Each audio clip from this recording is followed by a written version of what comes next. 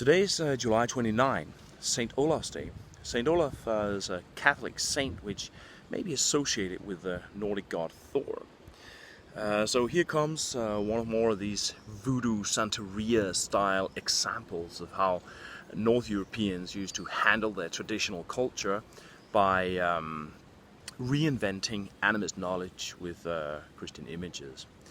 And Saint Olaf is a good example of this. It was a red-bearded Catholic saint who hunted trolls with his axe and became the patron saint of Norway. Yeah. My name is Rune Jarne Rasmussen. I'm a historian of religion, doing my PhD at the University of Uppsala and working mostly on Afro-Atlantic religions, but also on animist knowledge forms in Nordic history religions. In 2018, I stood here on July 29th on a field outside my father's farm, actually, and we'd had the hardest drought in Northern Europe in living memory, and I saw the rain coming over the Gudno Valley, and it was like a grey carpet approaching over the landscape, and I could smell the rain before it came, and it really felt miraculous, because Saint Olaf's Day was the day when people in the olden days prayed for thunder and for what they called the rain of the Aesir to ripen the crops that were almost ready for harvesting at this point of the year. This was the time when last year's harvest were getting empty and people were starting to get hungry, and as I stood there and saw the rain and the thunder come to a land that was more dry than anybody has ever experienced, as climate changes turning the misty, rainy North Atlantic into the Kalahari, it really struck me how fertility religion is an expression not of greed or materialism, but really of responsibility towards a world, basically. It's a kind of a respectful way of handling the world in order to make the world be respectful and kind back to us. And well, today forest fires and heat waves and hurricanes is making it abundantly clear that that doesn't work anymore. In 2019, today, we have massive heat wave which is shattering heat records all over Northern Europe.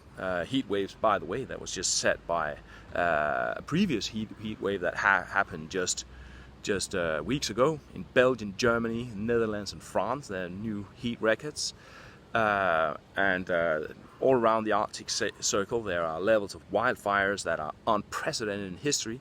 In Alaska alone, there's been wildfires that have consumed more than 1 million acres of forest. Last month was the hottest June ever observed. July is coming, not the hottest July, but the hottest month ever observed on a global scale. So yeah, we're basically set for a kind of Ragnarok, a complete civilizational breakdown of the world that we know. Seems that the insanity of consumerism has sort of entered into synergy with irresponsible politicians who are leeching on these parallel realities of inane demonizations of other humans and so on, and this is sort of coalesced into a complete rupture between us and the world we live in, the old government that sort of established a harmonious relation between humans and the world. So I think we need to reawaken that bond somehow.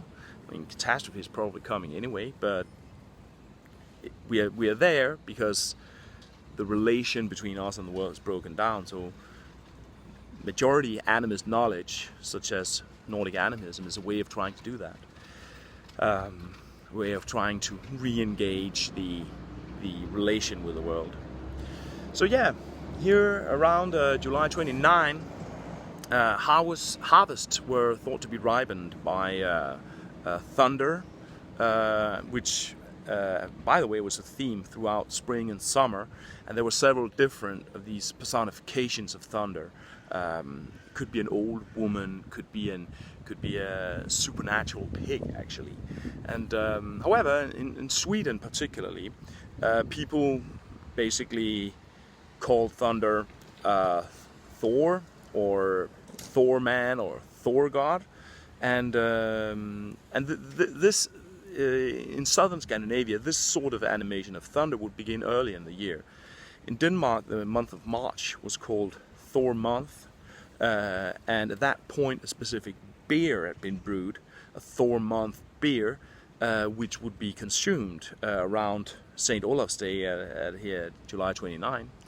It would be consumed in those celebrations for the harvest that were brought in, the first harvest that were brought in. And there were specific rituals for that. Like one could be to pour this beer in a ball and put it under the table for this celebratory meal that they would have. In some places in Finland, people would sacrifice a ram. And of course the actual arrival of harvest was also intensely ritualized in many ways, and I may return to that in other videos. So this is just one little example of this forgotten calendar lore that I'm trying to communicate in this calendar of Nordic animism, which is being produced for next year. And the point is to make this sort of a wheel of seasons that make these kind of forgotten animist knowledge forms available. So the calendar is going to be a wall calendar to hang on the wall with art from the amazing tattoo artist Uffe Behrendt. So there will be a little paragraphs that will share these kind of data for each specific holiday, or info about how the Nordic wheel of seasons work. So you can find this project on Facebook, Nordic Animist Calendar, or you can find Nordic Animism channel on Facebook, and you can also find it on Instagram, and if you look for my name, you can find it on YouTube. Okay, see you around. Ciao.